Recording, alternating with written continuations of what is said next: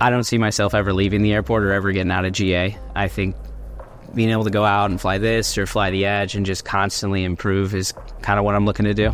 So my future in aviation will probably be flying a jet somewhere to make the money to be able to afford to fly these things, and continuing to try and grow aviation here in Hemet. My name is Alex Coates. I really like flying aerobatics.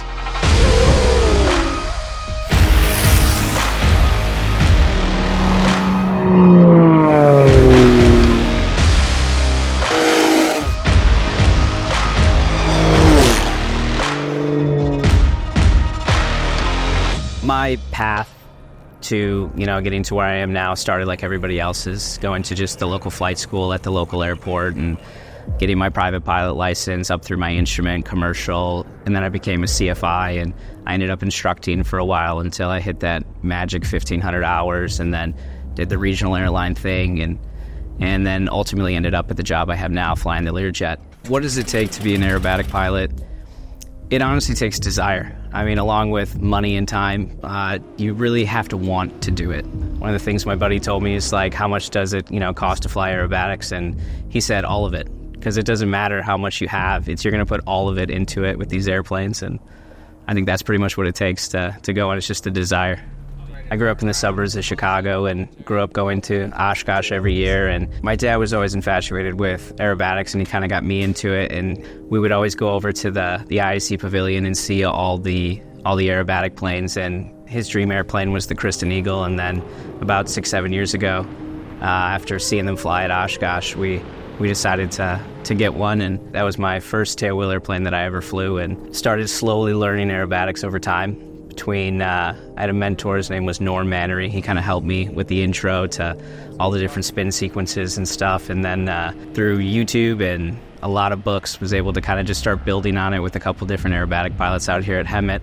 Getting over the fear of, flying. For most of us, we go out and we do spins and stuff, and it's a little bit, nerve-wracking at first, and then you get into aerobatics and you have to do those a little bit more precise, and you're putting the airplane into positions that you've never done before. I flew the Kristen Eagle in sportsman and intermediate, and it was the perfect airplane for both those categories.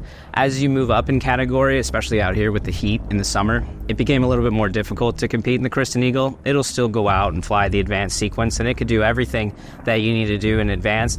It's just, as you progress, you realize, I need more power, I need to roll faster, I need to be able to maintain energy a little bit better to compete at a higher level. And so we knew we wanted to find an airplane that wasn't restricted at all. With that, obviously, the price tags are through the roof, and trying to find one's even more difficult. But we actually got lucky. There's an airport about 60 miles north of here that had one of the retired Red Bull Air Race Edge 540s.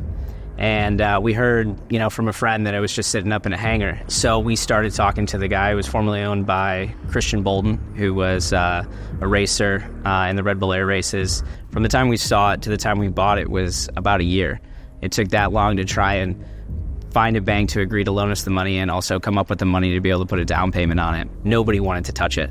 Going through the logbook, it was cool because Kirby Cham listed the initial test flight on it, and then you see just it was dismantled in, Japan and sent over to, Belarus, it was all over the place. It was incredible seeing the history of this airplane. And then when we got it back into competition shape, 2-3 weeks of flying it, I had like 12 hours in it before I flew my first competition in it. And I flew out in Borrego, and from that point on, I knew that this airplane was going to be able to do everything that I needed to do moving forward, and it's been just an unbelievable airplane. Getting used to it, unbelievable power. I've yet to reach the limits of that airplane, and I don't think I'm going to reach them for a while.